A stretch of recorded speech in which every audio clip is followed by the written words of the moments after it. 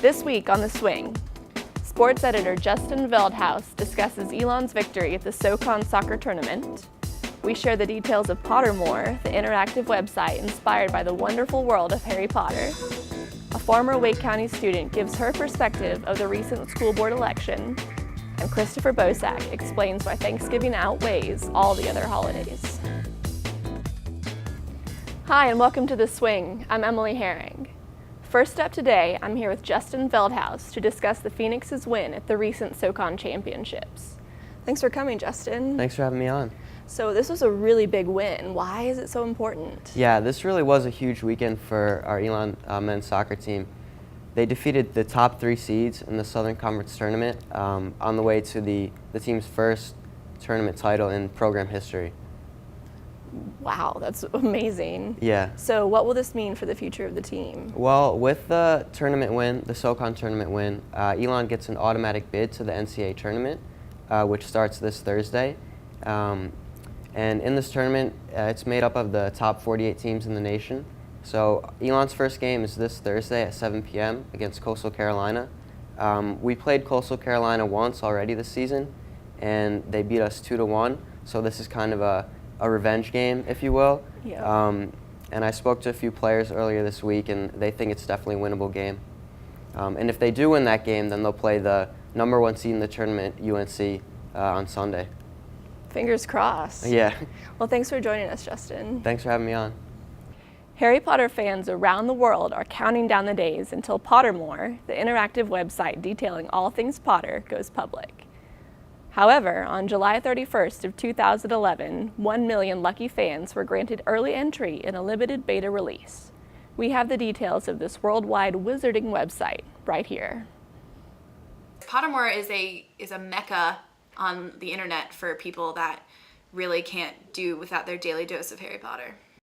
It's a very different kind of website. It's a social network meets like a chat forum meets an interactive book experience. It's really, really cool, actually.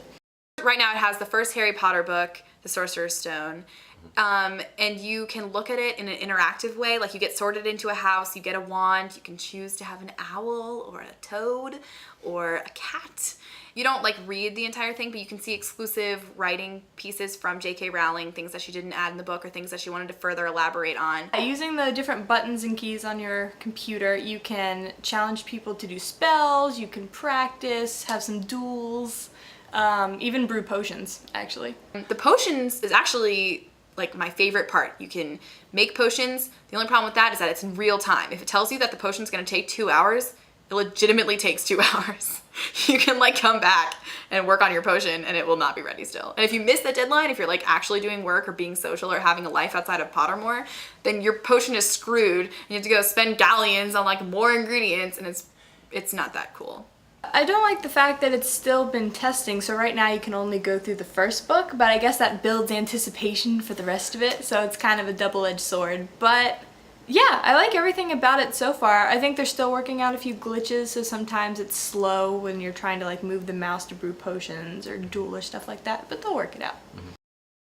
Recent elections on the Wake County School Board might mean several changes to Wake County schools. I'm here with Alyssa Brown, a former Wake County student who's now a teaching fellow here at Elon.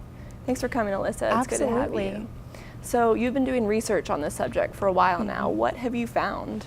Well, as of the end of October, Wake County finalized its decision for what they're going to be doing for the 2012-2013 school year, and they have decided to option a school selection process for all parents in the county, in which families will be given 5 elementary schools, 3 middle schools, and 3 high schools that follow a feeder pattern to choose from. So parents are able to choose where their child wants to go to school as opposed to being reassigned every year. Okay, so what will this mean for the schools in the future? So really this means that prior to this decision, students were bused throughout the county to promote socioeconomic diversity in the county.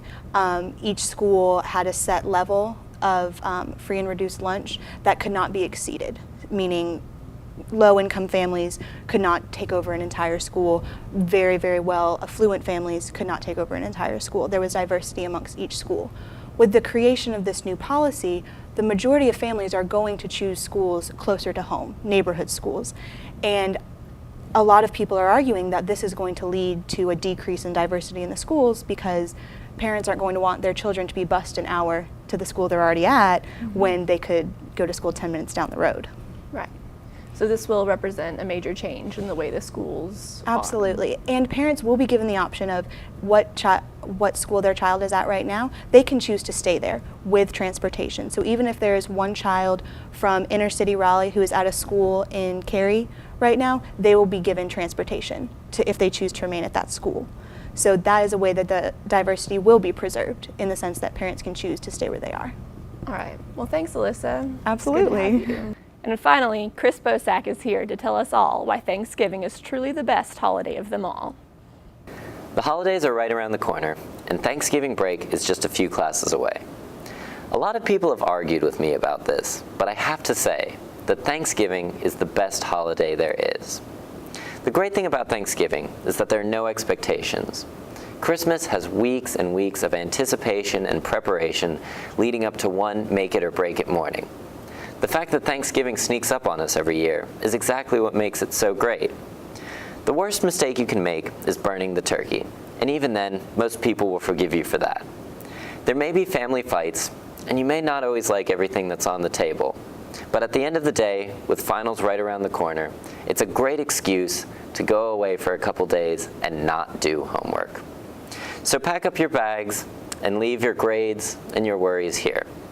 For one day, stop being a student and start living your life. Happy Thanksgiving, Elon. Thanks for joining us here at The Swing. For the latest news, multimedia, and podcasts, check out elonpendulum.com and grab a paper in boxes on the campus and around the community. Until next time, I'm Emily Herring. Have a great day.